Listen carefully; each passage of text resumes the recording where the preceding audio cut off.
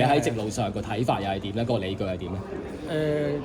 直路我而家睇翻直徑咧，佢係有少少嗨到佢嘅，但係我都同董事都係講呢樣嘢，因為我哋隻馬咧喺後追上去嘅，咁佢話嗰個 margin 就係比較拉得近，咁我哋再睇翻咧就係因為無線都會修正嗰個 margin 先拉得近，所以我哋個馬個勢其實係應該都係贏。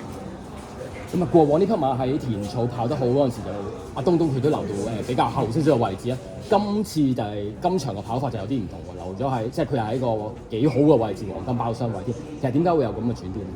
今次最主要係個一位咯，因為你一出，其實側邊嗰啲馬都望住你，佢係擁咗你去嗰個位，就唔係話佢要揀嗰個位。